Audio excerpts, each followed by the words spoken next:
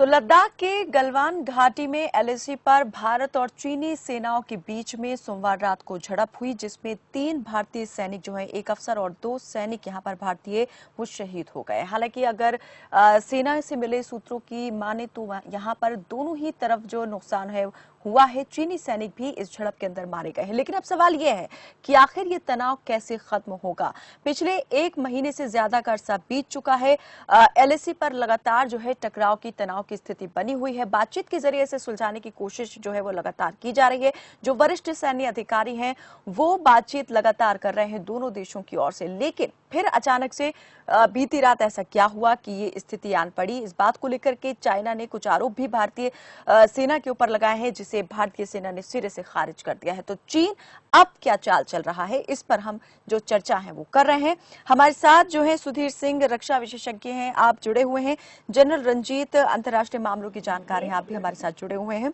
सुधीर जी, मैं आपसे ये जानना चाह रही हूँ कि ये जो स्थिति है इसे हम किस तरीके से देख सकते हैं, इसका आकलन कैसे किया जा सकता है। इतनी हिम्मत जो है वो चाइना की क्यों बढ़ती जा रही है, वो भी उस वक्त जब दुनिया भर में उसके बायकॉट की बात चल रही है। अमेरिका बहुत ज्यादा उससे इस कदर नाराज है कि उससे व्यापार को जो है उसने पूरी तरीके से बंद कर दिया है। ऐसे में भारत से अगर चाइना इस तरीके से पेश आ रहा है तो उसके दिमाग में चल क्या रहा है? देखिए, चीन की आंतरिक हालत बहुत खराब है। आर्थिक तौर पर भी चीन बहुत कमजोर होता जा रहा है, कोरोना से और कमजोर हुआ है। वैश्विक स्तर पर भी चीन पर दबाव काफी बढ़ रहा है। ताइवान ने भी काफी अपने रंग बदले हैं। कोरोना का आरोप पूरी दुनिया चीन पे लगा रही है। तो ये तमाम चीजें हैं, उस परिप्रेक्ष्य में भी आपको देखना होगा। लेकिन बॉर्डर एक उनका एक अनवरत रहा है। वो बॉर्डर पर प्रॉब्लम करते रहे हैं। अब 2 साल पहले, 3 साल पहले डोकलाम के समय तो कोई दुनिया की परिस्थिति ऐसी नहीं थी। लेकिन वो चीन की एक आदत है कि भारत को बार बार ह्यूमिलिएट करो, जिससे भारत जो है अपने आप को हमारे सामने सीना तान कर खड़ा नहीं हो पाए। क्योंकि एशिया का दादा समझता है चीन अपने आप को, और भारत से ही कहीं न कहीं चीन खतरा महसूस करता है। तो ये भारत को बताने की कोशिश है कि भाई हम बॉस हैं। लेकिन जिस तरह से हमारी सेनाएं वहां अड़ी हैं और मजबूती से अड़ी हैं और जोरदार जवाब दे रही हैं, उससे चीन के होश उड़े हैं। चीन ऐसी उम्मीद नहीं कर रहा था। और ये हमारी सेनाओं को वहां क्या करना है स्थानीय कमांडर तय कर रहे हैं। अब हमारी तरफ ये खबर आई कि हमारे 3 जवान या अफसर मारे गए। निश्चित तौर पर उधर भी मारे गए होंगे, क्योंकि ये हाथापाई हुई है। टीवी के फुटेज भी ऐसे आ रहे हैं काफी जी। तो इसमें पत्थरबाजी भी हुई है। तो ये शो करता है कि ये कहीं न कहीं चीन के बातचीत के बावजूद उनके हाईकमान का इस तरह का निर्देश है। सेनाएं बगैर निर्देश के ऐसा कुछ नहीं करती जैसा कि हो रहा है। तो निश्चित तौर पर चीन के हाईएस्ट कमांड का इसमें एक सहमति है। तो हमको एक गंभीरता देखना चाहिए, रखना चाहिए और प्रयास ये करना चाहिए कि आर्मी उनकी जो जितनी है उतनी हमारी भी रहे। एक दूसरा की डिप्लोमेटिक फ्रंट पर हम इसको बातचीत करें, और तीसरा कि दुनिया में उन देशों को जो काफी महत्व रखते हैं वैश्विक राजनीति में, उनको बताएं कि भाई हमारे साथ खड़े अन्याय हो रहा है। क्योंकि भारत ने कोई अतिक्रमण नहीं किया है, चीन अतिक्रमण की कोशिश कर रहा है। हम अपनी जमीन को बचा रहे हैं और वैश्विक तौर पर अंतर्राष्ट्रीय कानूनों के तहत भारत को इसका करने का अधिकार है। और भारत को ऐसा करना संप्रभुता बचाने के लिए जरूरी है, इसलिए भारत कर रहा है। तो मुझे लगता है चीन पर और इसका दबाव बढ़ेगा और चीन का ये दाव खाली जाएगा। जी जनरल रंजीत, यहाँ पर अगर भारत के प्रति बदलते रुख को देखें, जो उसके पड़ोसी देश हैं उनके रुख में काफी बदलाव देखा जा रहा है पिछले कुछ वक्त से। चाहे बात नेपाल की कर लें, नेपाल ने भी एक विवादित नक्शे को जो है पास कर दिया है उसकी संसद ने, और जो भारत जिस क्षेत्र को अपना बताता रहा आता है उसे अपना उन्होंने बता दिया है। अगर चाबियां चाइना की बात करें तो चाइना भी अब वही करने जा रहा है। तो ऐसे में क्या इस तरह के अगर कदम पड़ोसी देशों की तरफ से उठाए जा रहे हैं, ये हिमाकत की जा रही है, तो उसे उसके मायने हम क्या निकाल सकते हैं? इतनी हिम्मत क्यों बढ़ गई है? देखिए, अभी हमारे एक डिफेंस एक्सपर्ट ने जो बात कही, इंडिया का जो दबदबा है इंटरनेशनल लेवल पर ऊपर जा रहा है। चाहे वो WHO हो या FATF हो या इंडिया के क्वाड। हमारा एक समझौता है 4 देशों के साथ जो बहुत है। Quad is quadrilateral, America, Japan, Australia and India, इन चारों का एक समझौता है। अब इसी के साथ साथ पूरे यूरोपियन कंट्रीज इंडिया के साथ, साउथ कोरिया इंडिया के साथ, जापान इंडिया के साथ, और हांगकांग, जापान, ये सारे कंट्रीज चाइना से दुखी हैं। चाइना अटेंशन डाइवर्ट करने के लिए ये फ्रंट खोल रहा है। डोकलाम में ट्राई किया, फेल हुआ। 1967 में ट्राई किया, बुरी तरह फेल हुआ। और अब हालात ऐसे हैं, जो लीडरशिप है वो काफी स्ट्रॉन्ग है, डिफेंस फोर्सेस तैयार हैं। मैं दावे से कह सकता हूं कि हमारे 3 जवान शहीद हुए, जिसमें एक सीओ साहब की डेथ हुई है। हम तीनों को सल्यूट करते। इन्होंने, हमारे जवानों ने उनकी ज्यादा कैजुअलिटीज की है, चाहे चाइना ना बताए। लेकिन पूरे देश को मैं एक डिफेंस सिपाही होने के नाते बताता हूं कि इतना सीनियर अफसर जिसका शहीद होता है, उसके जवान चुप बैठेंगे? बिल्कुल नहीं बैठेंगे, वापिस जाने नहीं देंगे, चाहे चाइनीज कैसे भी हो। तो हमारे जवानों ने बदला लिया है और आगे भी बदला लेके रहेंगे। दूसरी बात, पॉलिटिकल लेवल पर डेफिनेटली जो रक्षा विशेषज्ञ ने बताया, वो हमने ट्राई करते रहना। सर, एक चीज मैं ये भी आपका मतलब चाहती हूँ, थोड़ा सा इस पर भी आप रोशनी डालें, इस पर भी थोड़ा सा जो है ध्यान देने की हमें शायद जरूरत इस वक्त है कि क्या आप मानते हैं कि जब से जम्मू कश्मीर से धारा 370-35 को हटाया गया, भारत ने अपने अधिकार में पूर्ण तरीके से उस क्षेत्र को ले लिया, और जब ये कहा कि ये भारत का आंतरिक मामला है, किसी और को इसमें दखल देने की जरूरत नहीं है, उसके बाद से जो है ये गतिविधियां जो है और ज्यादा तेज हो गई, विवादित गतिविधियां पड़ोसी देशों की तरफ से। बिल्कुल ठीक है। आर्टिकल 370 हटाया, इंडिया ने अपना नक्शा चेंज किया, लद्दाख उसको यूनियन टेरिटरी बनाया, उससे अक्साई चीन भी इसके अंदर है, पीओ के बाल्टिस्तान पूरा JNK में है। और तो इसका मेरा कहने का मतलब ये है, जो 2 यूनियन टेरिटरी बनाई, उससे पाकिस्तान और चाइना, पाकिस्तान कुछ नहीं कर सकता। इंडिया को पूरा अच्छी तरह पता है कि China is number 1 enemy of our country, be Indian buy Indian, ये टाइम आ गया है। और पॉलिटिकल लेवल पर चाइना को घेरने की पूरी तैयारी है, पूरा वर्ल्ड इंडिया के साथ है। तो इकोनॉमिक जो लॉकडाउन चाइना का होना है, उसके डर से भी चाइना लेफ्ट राइट हाथ पैर मार रहा है।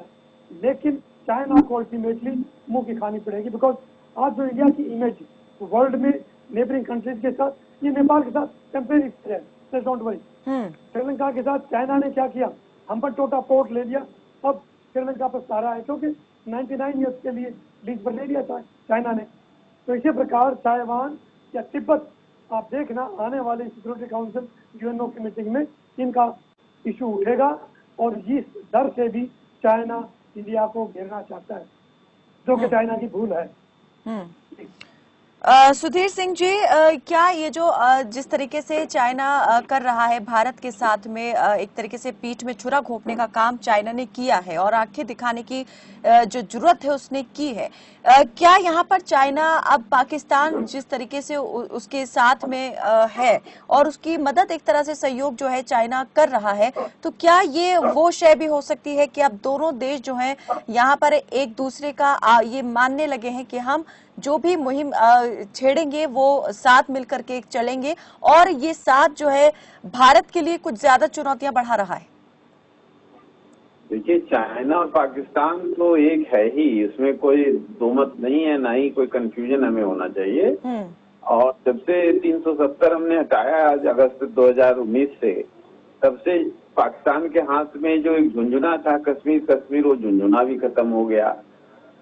और चीन को भी झटका लगा, चूंकि लद्दाख को अपने एक यूनियन टेरिटरी बनाया, तो वो एक पक्ष है। लेकिन सीमा विवाद चीन के साथ जो हमारा है, वो पाकिस्तान उसमें एक फैक्टर है। लेकिन मूल तौर पर चीन अपनी दादागिरी दिखाने के लिए वहां दबाव बनाता है, और हर 2-3 साल में ऐसा एक चेन बना है कि हर 2-3 साल में हमें वो एक इसका असर दिखाता है। दूसरे, हमने सीमाई इलाकों में जो रोड के जाल बनाए हैं, 10 एयरपोर्ट हैं मिलिट्री पर्पस के लिए खड़े किए अरुणाचल से लद्दाख तक, वही चीन को वो काफी नागवार गुजरा है, चूंकि हमारी फौजें बहुत ही कम समय में उन जगहों पर पहुंच सकती हैं। पहले 10 साल पहले वो उसमें बहुत समय लगता था। तो इन तमाम चीजों को मिला के देखने की जरूरत है, और सेनाएं अपनी काम कर रही है, डिप्लोमेटिक तरीके से भी इस पर प्रयास करने की जरूरत है।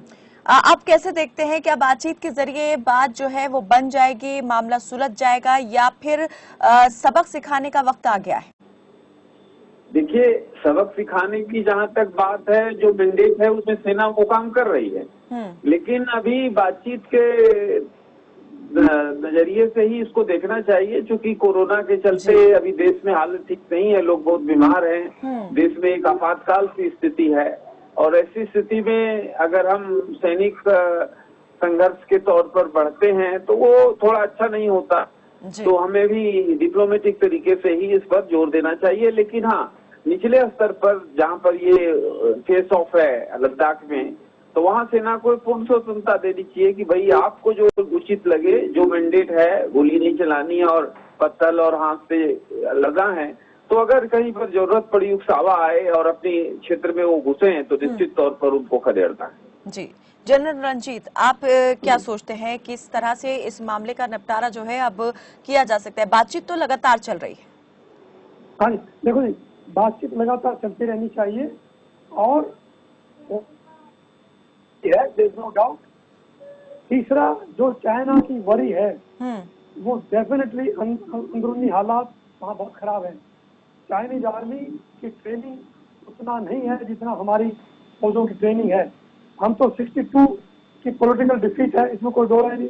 उसके पश्चात 65 हो, 67 हो, 71 हो, 78, 87 या फिर डोकलाम या फिर श्रीलंका में, और JNK और नॉर्थ ईस्ट में हमारी फौज तो 24 आवर्स तैयार है। और ऊपर से हमारे पास लेटेस्ट वेपनरी, जो आज फौज की तैयारी है, आर्मी नेवी एयरफोर्स के पास जो वेपन्स हैं, ऊपर से नॉर्थ ईस्ट में जो हमारे डेवलपमेंट हुई है, 61 जो स्ट्रेटेजिक रोड बन गई है या बन गई है, या दरबुक और ये दौलत बेग रोड जो बन गया, एडवांस लैंडिंग ग्राउंड है, हेलीपैड बॉर्डर पर बन गए हैं, उससे चाइना हिला हुआ है, इसमें दो राय नहीं। ऊपर से इंडिया की जो स्ट्रेटेजी है, जो इंटरनेशनल लेवल पर है, आज पूरा वर्ल्ड इंडिया के साथ है, चाइना अकेला पड़ गया है, तो चाइना को ध्यान बटाना है, क्योंकि चाइना के ऊपर दबाव पूरा है, वर्ल्ड का दबाव है, उसकी पूरी पॉपुलेशन का दबाव है, उसकी इकोनॉमी हो रही है, फॉरेन कंपनी बाहर जा रही है और जाएंगी, और उनमें से काफी इंडिया में आएंगी। ये है चाइना को और झटका लगना है। इंडियन पॉपुलेशन समझ गई है, और चाहे चाइनीज गुड कैसी भी हो, वो बाई नहीं करेगा, जो हम पहले गलती करते थे। लेकिन चाइना अगर ये सब चीजें समझ रहा है कि उसकी आर्थिक स्थिति जो है वो भी बहुत ज्यादा अच्छी नहीं रह गई है, और व्यापार भी उसके हाथों से खिसकता जा रहा है, और जो कंपनियां हैं वो भी अपना धीरे धीरे वहां से कारोबार समेटना शुरू कर चुकी हैं, तो ऐसे में अगर चाइना ने यहाँ पर ये कदम उठाया है तो इससे तो उसकी छवि और ज्यादा खराब होगी, तो उसके लिए तो ये कदम उल्टा ही साबित होगा। तो ऐसे में फिर क्यों उसने ये कदम उठाया है? उसके पीछे मंशा क्या हो सकती है? मंशा ये है जी कि वो सिर्फ अपनी पब्लिक का ध्यान भटकाना चाहता है। हमारी फौजें तैयार है। अभी कुछ दिन पहले उसने एक्सरसाइज की है, वो कहते हैं हमने तिब्बत में एक्सरसाइज करी है। तिब्बत में इतनी सर्दी है, ठंड है, और वो गर्म कपड़े गर्मी के कपड़े पहन रखे हैं। ये बहुत ही जो इसकी जो साइकी है समझ में नहीं आती, लेकिन बहुत लो लेवल के, मतलब भ्रामक स्थिति बनाने की कोशिश जो है लगातार हो रही है चीन की तरफ से। ये पत्थर लेके आ जाएंगे साथ में, रोड के ऊपर तार बांध के आ जाएंगे। हमें ये 14-15 सेंचुरी की लड़ाई इस प्रकार हमारी फौज ऐसे नहीं करेगी, हमारी फौज उसको जवाब देगी। अब इसमें कोई दो राय नहीं है। गलवान घाटी जो है वो क्षेत्र इतना ज्यादा महत्वपूर्ण क्यों हो गया है चाइना के लिए? क्यों पीछे नहीं हटना चाहता उस क्षेत्र से चाइना? नहीं, क्योंकि वहां पर हमने डेवलपमेंट की है। जो हमारा दुर्गम रोड बना है, दौलत बेग रोड बना है, सालमन रिवर के साथ हमारी पेट्रोलिंग हो रही है। पेट्रोलिंग वो 14 पे थोड़ा झगड़ा कर लिए, 14-15 पे हम पेट्रोलिंग करते हैं, उधर फिंगर 4, 5, 6, 7, 8 तक जाते हैं, और वो फिंगर 4 पे आ गया। तो कैसे आ सकता है? आज इसलिए आर्मी एक्सेप्ट नहीं, क्योंकि आर्मी को लीडरशिप का भी सपोर्ट है। हमने एक इंच जमीन नहीं देनी, ये सिर्फ की लीडरशिप थोड़ी है कि पीछे हट जाओ और भागते रहो। मेजर शैतान सिंह ने रिजांगला पास पे स्ट्रेंथ मांगी कि मुझे थोड़ा सा सपोर्ट दे दीजिए। सपोर्ट नहीं दिए, कंपनी एक बटालियन को लड़ रही है। रिजांगला की लड़ाई वर्ल्ड की लड़ाइयों में से गिनी जाती है। इधर शैतान सिंह और उनके जवानों की बहादुरी। तो इंडियन डिफेंस किसी चीज में कम नहीं है, सिर्फ मौके की बात है, लेकिन हम नहीं चाहते युद्ध हो। और चाइना युद्ध अफोर्ड कर ही नहीं सकता आज के हालात में, जहां अमेरिका उनके खिलाफ, साउथ कोरिया उनके खिलाफ, ताइवान, हांगकांग सब उसके पीछे पड़े, इकोनॉमी खराब हो रखी है। तो इसलिए वो ये छुटपुट ये चीजें कर रहा है ताकि वर्ल्ड का ध्यान इधर हो जाए। अगर कोई भी ऐसी स्थिति आन पड़ती है तो भारत का सहयोग जो है वो कौन कौन से देश दुनिया में आप मानते हैं कि वो कर सकते हैं? और स्थिति भारत की मजबूत तो हम कह ही रहे हैं कि लगातार बनी हुई है, लेकिन और ज्यादा मजबूत स्थिति में भारत आ जाएगा उन देशों के सहयोग के बाद, ऐसे कौन से देश हो सकते हैं? देखिए, जब लड़ाई होगी तो गोली तो इंडियन आर्मी ही मारेगी उनको, लेकिन जो हमारा एग्रीमेंट है, क्वाड है, जापान, ऑस्ट्रेलिया, अमेरिका, इजराइल, ये रशिया, इवन रशिया का जो S-400 मिसाइल हमारे पास है ना, उसकी क्षमता बहुत जबरदस्त है।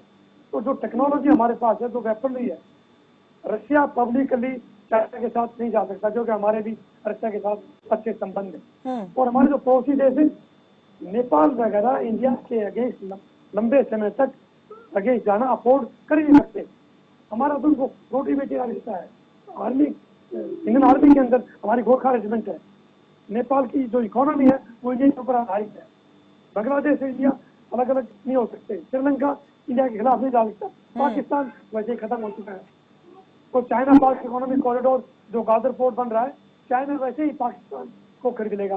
पीओके हम लेंगे, कोई डाउट नहीं है। प्राइम मिनिस्टर ने क्लियरली बोल दिया है कि पीओके के अंदर से सी पैक रोड नहीं बनेगा। ये बहुत तगड़ा डिसीजन है। ऐसे ही उन्होंने FATF में प्राइम मिनिस्टर ने क्लियर स्टेटमेंट दे दिया था। ऐसे ही आसियान कंट्रीज जो मीटिंग हुई उसके अंदर भी भारत ने RCEP regional comprehensive economic partnership से विड्रॉ कर लिया, क्योंकि वो चाइना का एक तरफा ट्रेड की पॉलिसी थी और इनका की लीडरशिप स्ट्रॉन्ग थी, उन्होंने मना कर दिया और वो अमेरिका वही बात रहेगी। तो आज इंडिया की इमेज है वर्ल्ड के अंदर, साउथ एशिया के अंदर, सार्क के अंदर, बिम्स्टेक के अंदर, क्वाड के अंदर और UNO के अंदर, इससे चाइना बिल्कुल घबराया हुआ है। जी। सुधीर सिंह जी, यहाँ पर जैसे चाइना जो है वो लद्दाख में अपना जो है वो कब्जा जो है एक तरीके से वो करना चाहता है। उधर पीओके को लेकर भारत ने कुछ वक्त पहले कहा था कि पीओके अब अगला हमारा मिशन होगा। तो यहाँ पर भारत ने जब पीओके की बात की थी उसके बाद से फिर देखा गया कि चाइना ने इस तरीके की चीजें करना शुरू कर दिया। तो क्या ये माना जाए कि उससे ध्यान भटकाने के लिए भारत का चाइना इस तरीके के कदम उठा रहा है, क्योंकि चाइना को भी पता है कि हाथ उसके कुछ लगने वाला नहीं है? देखिए, पीओके और गिलगित बल्तिस्तान जो है वो भारत का हिस्सा है। जो कश्मीर 2 लाख स्क्वायर किलोमीटर की है लगभग, तो उसी का हिस्सा है। वो हमारी गलती से, पूर्व के सरकारों की गलती से उधर गया है। तो वो 370 हटाने के बाद एजेंडे में तो है, चूंकि वो अनफिनिश्ड एजेंडा है और ऑलरेडी उनका वहाँ के संधि के मुताबिक वो हमारा होना चाहिए। लेकिन वो एक पक्ष है। मूल बात जो है कि वो चीन जो एशिया में अपना प्रभुत्व जमाने का ख्वाब देख रहा है, उस ख्वाब में भारत को बाधा समझ रहा है, क्योंकि भारत लगातार अंतर्राष्ट्रीय मंचों पर नई ऊंचाइयों पर पहुंच रहा है। अभी कुछ दिन पहले अमेरिका के राष्ट्रपति ट्रंप ने भारत को G7 में शामिल करने की बात कही है। ये एक दुनिया का अति महत्वपूर्ण संगठन है जो दुनिया के तमाम मुद्दों पर विचार विमर्श करता है। भारत कई एक और अंतर्राष्ट्रीय प्लेटफॉर्म में शामिल हो चुका है। तो इससे चीन की आंखों में बहुत ही किरकिरी हो रही है चीन को कि भाई ऐसा भारत का विकास कैसे हो रहा है। वैश्विक स्तर पर हम बहुत मजबूत हैं हर तरह से, सैनिक तौर पर, आर्थिक तौर पर, फिर भी भारत का विकास भी बहुत तेजी से हो रहा है। तो ये एक प्रतिस्पर्धा है, कंपटीशन है। और ये आप चेन देखेंगे, पिछले 10 साल से ये चेन काफी बढ़ा है। 2001 से 2010 के बीच चीन की सेनाएं भारत के अंदर क्षेत्रों में आई, इनकर्सन जिसको आप कहते हैं, घुसपैठ, तो वो 400-350 प्रति साल का रेशियो था। लेकिन 2011 से 2019 तक ये रेशियो 700 हो गया। तो ये बढ़ता हुआ ट्रेंड है। जितना भारत मजबूत होता है उतना चीन को प्रॉब्लम होता है और उतने पाकिस्तान के लिए उसका प्यार बढ़ता है, क्योंकि पाकिस्तान को वो भारत के खिलाफ फ्री का एक मोहरा मानता है और उस मोहरे का वो इस्तेमाल करता है। तो ये बहुत कॉम्प्लेक्स चीज है, इसमें अभी हमको 2-3 फ्रंट पर काम करना चाहिए। सेनाएं जो कर रही हैं करें, हम दुनिया को बताएं कि यहाँ क्या हो रहा है, और नंबर 3 हम डिप्लोमेटिक फ्रंट भी खोल के रखें। बिल्कुल, सामरिक मोर्चे पर तो हम अपनी स्थिति को मजबूत कर रहे हैं, लेकिन यहाँ पर अगर रणनीति की बात करें, विदेशी मामलों की रणनीति पर विचार या दोबारा से उसे बनाने की बात करें, तो यहाँ पर लगता है कि अब भारत को इस बारे में आगे बढ़कर के कदम उठाना चाहिए। देखिए, भारत इस रणनीति में बहुत आगे है। जैसे भारत ने अमेरिका और जापान के साथ मिलकर एक संगठन जय बनाया है, जापान, अमेरिका, इंडिया। इसी तरह से क्वाड हमने बनाया है, जिसमें अमेरिका, ऑस्ट्रेलिया और भारत है। तो इस तरह से इंडो पैसिफिक का कंसेप्ट भी राष्ट्रपति ट्रंप जो फरवरी में भारत आए थे, तो उन्होंने कहा कि भारत को महत्वपूर्ण भूमिका निभानी है। इन तमाम चीजों से चीन को एक अंदर की पीड़ा खा रही है कि भारत हमसे ज्यादा महत्वपूर्ण हो जाएगा। मूल बात है कि चीन भारत को अपना सबसे बड़ा प्रतिद्वंदी मानता है, और ये सीमा पर जो हिमाकत हो रही है वो भारत को जताने के लिए कि भारत अभी बोना है हमारे सामने, और भारत को इस तरह की सोच नहीं करनी चाहिए। अगर आप चीन के प्रमुख पत्र ग्लोबल टाइम्स को पढ़ें, इस तरह के लेख उसमें भरे रहते हैं। जी, तो बिल्कुल, इसके परिणाम गंभीर हो सकते हैं। एक तरफा कार्रवाई अगर भारत करता है तो ये बर्दाश्त नहीं होगी। इस तरह की बातें तो वहाँ की मीडिया की तरफ से की जा रही हैं, जो सरकारी मीडिया है। मैं सर ये भी जानना चाह रही हूँ कि ये जो हरकत हुई है एलएसी पर, क्या ये इस तरह से भी देखी जाए कि शक्ति परीक्षण किया गया चाइना की तरफ से, कि देखें क्या हमारी स्थिति कितनी मजबूत रहती है और भारत कितनी मजबूत अभी स्थिति में है? निश्चित तौर पर ये टेस्टिंग होता है, और वो टेस्टिंग चूंकि डोकलाम में हमने देखा कि 74 दिन स्टैंड ऑफ चला। अभी तो ये 5 मई से शुरू ही हुआ है, तो उस हिसाब से ये 40 दिन का स्टैंड ऑफ है। मुझे लगता है कि ये अगले मैक्सिमम 2 हफ्ते में ये खत्म हो जाएगा। चीन पैतरेबाजी करता है। मेरी बात पीछे जो मैं कर रहा था खत्म हो गई थी। चीन के एक फिलोसफर थे सुंग यू का कहना था कि राजा को मनोवैज्ञानिक युद्ध लड़ना चाहिए। तो ये आप जो कह रही हैं, मनोवैज्ञानिक युद्ध चीन लड़ रहा है कि डरा धमका के काम निकालना चाहता है। भारत डरने वाला भारत नहीं है। आज जो 2020 का भारत है वो कुछ और है, और हमारी तैयारियां हर तरह से सुदृढ़ हैं।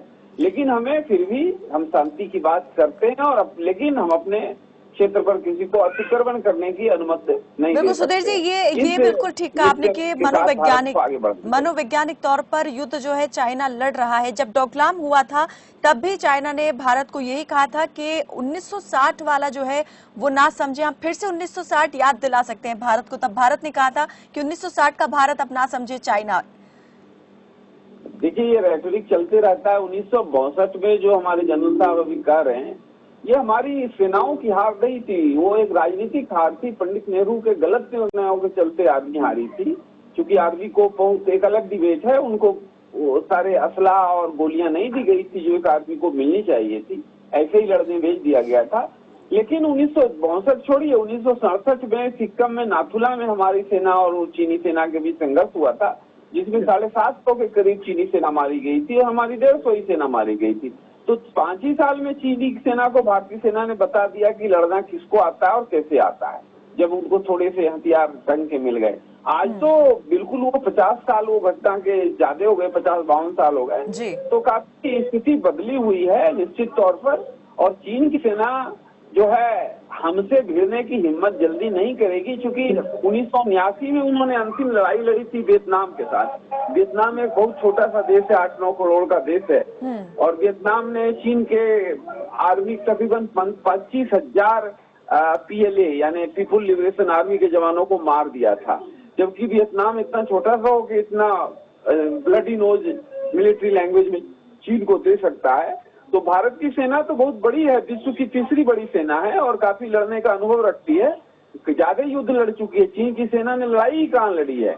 एक भारत के साथ 1962 में जो मैं मानता हूँ कि लड़ाई थी नहीं, और वियतनाम की लड़ाई जहाँ उसको हारी मिली, तो चीन की सेना जीती कहाँ है। तो ये परिप्रेक्ष्य में भी चीन अपने आप को, मैंने वैज्ञानिक तौर पर समझ रहा है अपनी स्थिति को। लेकिन हाँ, मैंने कहा कि फिर भी वो पैतराबाजी कर रहा है कि हम डर जाएं और डर के उसकी बातों को मान लें, और उसके बाद जो है चीन की जय जय है। तो निश्चित तौर पर मोदी सरकार बड़े ही दृढ़ निश्चयी सरकार है, तैयारियां हर तरह की हैं, फिर भी हमें शांतिपूर्ण तरीके से इसके निष्पादन को बढ़ावा बिल्कुल। देना सुधीर चाहिए। जी, क्या मानते हैं कि यहाँ अगर सरकार पहले ही चाइना के बढ़ते हुए कदमों को रोक देती, जब उसने अपने रोड बनाना शुरू किए थे, कुछ चौकियां भी यहाँ पर आसपास लगानी, भारतीय सीमा के एलएसी के क्षेत्र के आसपास लगानी शुरू की थी, तभी अगर चाइना को इस बारे में कड़ाई से टोका जाता तो शायद आज ये स्थिति इस तरह से नहीं होती। देखिए, गलवान वैली के आसपास की आपको ज्योग्राफी समझनी पड़ेगी। अप्रैल तक वहाँ बर्फ बहुत गिरता है, आज के डेट में भी वहाँ बहुत ठंड है। तो गलवान वैली इसलिए इम्पोर्टेंट है, जनरल साहब से आप पूछ रही थी, इसलिए कि वहाँ से स्काई चीन शुरू होता है, जो चीन ने अवैध तौर पर हमारा कब्जा किया हुआ है। अगर गलवान वैली पर हमारा कंट्रोल रहता है तो कल के डेट में हम स्काई चीन में भी घुस सकते हैं। फिर एक सड़क हमने बनाया है जो चीन और पाकिस्तान की जो सीपीईसी है उस सड़क को जोड़ती है और उस सड़क तक वो सड़क हमारी जाती है। तो गलवान वैली के एक तरफ से मजबूत है। लेकिन जो मूल सवाल आपका है उसमें मैं ये मानता हूँ कि अप्रैल तक बहुत ही ठंड रहती है। दोनों आर्मी में एक स्टैंडिंग एग्रीमेंट और यह सहमति है कि ठंड के टाइम में यहाँ कोई पहरा नहीं देगा। तो उसको मान्यता देते हुए हमारी आर्मी वहाँ बहुत कम थी। आप देखें कि मई के शुरू में वहाँ उन्होंने बढ़ाना शुरू किया है, तो हमारी आर्मी ने भी इसका माकूल जवाब दिया है। और जितनी आर्मी उनकी 10,000 के करीब, तो हमारी आर्मी भी वहाँ पर उतनी ही है। तो निश्चित तौर पर माकूल जवाब जहाँ पे देने का सवाल है, ये जवाब जरूर दिया जा रहा है, इसमें कोई कमजोरी नहीं की जा रही। जी, जनरल रंजीत, क्या लगता है कि क्या सिर्फ गलवान घाटी, पहले डोकलाम अब गलवान घाटी, उसके बाद भी क्या हमें और दूसरे के क्षेत्रों को देखना चाहिए जहां पर चाइना जो है बुरी नजर डाल सकता है और हमें अपनी स्थिति को मजबूत करने की अब जरूरत है उस जगह पर? देखिए, इंडियन बॉर्डर के ऊपर चाइना की हिम्मत नहीं है। ये टेम्परेरी फेज है। चाहे यहाँ पर ले लीजिए, अरुणाचल प्रदेश बिल्कुल शांत है, सिक्किम वाला इलाका बिल्कुल शांत है, डोकलाम में वो मार खा गया, नाथुला में मार खाई। उसका इंटेंशन सिर्फ यही है कि टेम्परेरीली वो वर्ल्ड का ध्यान बटाए, अपनी पॉपुलेशन को वो कंट्रोल करे, क्योंकि पॉपुलेशन भी उनसे अभी नाराज है। इसीलिए वो बीच बीच में आपने देखा होगा जो नेबरिंग कंट्रीज हैं वहाँ के आइलैंड्स को भी घेर रहा हो। जापान का सेनकाकू, पारासे आइलैंड, प्राटले आइलैंड, श्रीलंका का हम्बनटोटा, जिबूटी, इवन न्यूजीलैंड के नॉर्थ में वानुआतू आइलैंड है, वहां पर जाने की कोशिश कर रहा है, आर्टिफिशियल आइलैंड बनाने की कोशिश कर रहा है।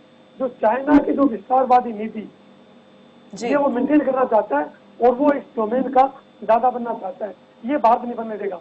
और अब तो भारत के साथ सारे नेबरिंग कंट्रीज हैं, क्वाड की कंट्रीज हैं, G7 कंट्रीज हैं और यूएनओ साथ में है, और 116 कोरोना के जो पीड़ित देश है वो सारे इंडिया के साथ है। तो ऐसे माहौल में डेफिनेटली इंडिया की जीत आने वाले समय में होनी ही होनी है। जी, जो और दूसरे छोटे अगर हम बात करें देश हैं, नेपाल की बात करें, भूटान है, तो क्या यहाँ भी स्थिति जो है इस तरह की बन सकती है? चाइना यहाँ भी कुछ जो है दखल अंदाजी कर सकता है? नहीं, देखो, नेपाल को उन्होंने, क्योंकि वो कम्युनिस्ट प्राइम मिनिस्टर है, नेपाल की जनता उसके खिलाफ है। आप देखना इसी दौरान क्या तो सरकार गिरेगी, चाइना कोशिश करेगा ना गिरे, लेकिन जो नेपाली जवान हमारी आर्मी में, जो हमारा उनका ट्रेड है, कल्चरल, सांस्कृतिक, हिस्टोरिकल रिलेशनशिप है, वो चाइना खत्म नहीं कर सकता। इसलिए चाइना नेपाल की पूरी इकोनॉमी इंडिया के ऊपर डिपेंडेंट करता है। तो जो काला पानी और लिंपू लेक वाला इलाका है वो टेम्परेरी फेज है, वो इंडिया के पास रहेगा और उससे कुछ नहीं होना, there is no doubt. Neighbouring countries को चाइना इंडिया के खिलाफ नहीं भड़का सकता। श्रीलंका पे सारा हम्बनटोटा पोर्ट दे करके श्रीलंका को जो लोन दिया था श्रीलंका रिपे नहीं कर सकता, और हम्बनटोटा की वजह से वो 99 ईयर्स के लिए चाइना ने बीच पर ले लिया। ऐसे ही वो कंट्रीज को घेरना चाहता है, ऐसे ही पाकिस्तान के साथ बॉर्डर पोर्ट पर करेगा। लेकिन ईरान ने शाबा एयरपोर्ट ट्रेड के लिए इंडिया को दे दिया। ऐसे ही इंडिया का जो आज डोमिनेंस है वो वर्ल्ड के अंदर काफी बढ़ता जा रहा है। ऐसे ही एक सबन पोर्ट है इंडोनेशिया की, वो ट्रेड के लिए इंडोनेशिया ने इंडिया को दे दिया, ताकि हम चाइना को वहाँ साउथ चाइना सी के बाद जब वो ओल्ड सिल्क सी रूट से इंडियन ओशन की तरफ आता है तो हम चेक करें वहाँ पे। तो इसलिए आज इंडिया की जो ताकत है वो वर्ल्ड में बढ़ती जा रही है, इससे चाइना डरा हुआ है। जी, जनरल सुधीर सिंह जी, रक्षा विशेषज्ञ जो हमारे साथ जुड़े हुए हैं। सुधीर जी, अभी जो बातचीत चल रही है, क्या लगता है किन मुद्दों को लेकर के जो है वो हल निकाला जा सकता है? किन मुद्दों पर अब सबसे ज्यादा जोर जो है वो रहने वाला है इस बातचीत के जरिए? क्योंकि पिछले काफी वक्त से दोनों पक्षों में बातचीत तो हो रही है, लेकिन कोई ठोस हल अभी तक नहीं निकल पाया है। अभी भी क्या मानते हैं कि सिर्फ इसी तरह की स्थिति चलती रहेगी, नरम गरम मामला चलता रहेगा, या कोई हम ठोस नतीजे पर अब पहुंचेंगे? Sudhir ji.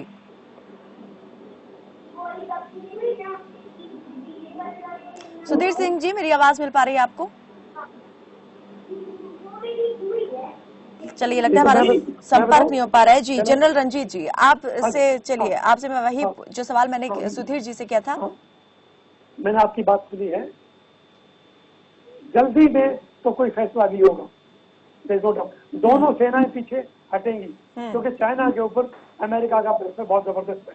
America south China सी में बैठा है और पूरे उसके नेबरिंग कंट्रीज, इवन वियतनाम, आज भी वियतनाम इंडिया के साथ, आज भी इजराइल इंडिया के साथ, यूरोपियन कंट्रीज इंडिया के साथ है, रशिया इंडिया के साथ है। तो चाइना को उस प्रेशर में आके पीछे तो हटना पड़ेगा। इट में टेक 10 days, इट में टेक 5 days, इट में टेक मोर टाइम, लेकिन अल्टीमेटली आने वाले समय में चाइना को पीछे हटना पड़ेगा, क्योंकि चाइना को पूरा पता है कि इंडियन आर्मी, नेवी, एयरफोर्स आज बहुत आगे जा चुकी है। हमारा जो स्पेस डोमिनेंस है, हमारा वर्ल्ड रिकॉर्ड है स्पेस के अंदर। हमारे पास जो कार्ड सेट हमें जो स्पेस में भेजा है वो 0.25 मीटर का डिस्टेंस माप सकता है। यहाँ से अगर लखनऊ में कोई गाड़ी जा रही है तो लखनऊ की कार प्लेट का नंबर वो स्पेस से हमें बता देगा, दिल्ली के अंदर बैठे हुए आदमी को। आज इंडिया की जो टेक्नोलॉजी है वो बहुत आगे है। एंड थैंक्स टू डॉक्टर कलाम, जो मिसाइल मैन थे, हमारे राष्ट्रपति जी भी थे, सुप्रीम कमांडर थे, उन्होंने जो मिसाइल जो टेक्नोलॉजी इंडिया को दे करके गए, हम बहुत आगे हैं। पूरा चाइना, हमारे सारे शहर हमारे टारगेट पे है, तो चाइना ये भूल कभी नहीं करेगा। जी। लेकिन पाकिस्तान के दम पे शायद उसके हौसले जो हैं वो बड़े हुए हैं। इसके लिए हम कह सकते हैं कि वो जरूर आश्वस्त हो सकता है कि उसकी ताकत किसी भी मायने में कम नहीं है, क्योंकि एहसानमंद जो है उसने एक तरीके से पाकिस्तान को अपना कर लिया है।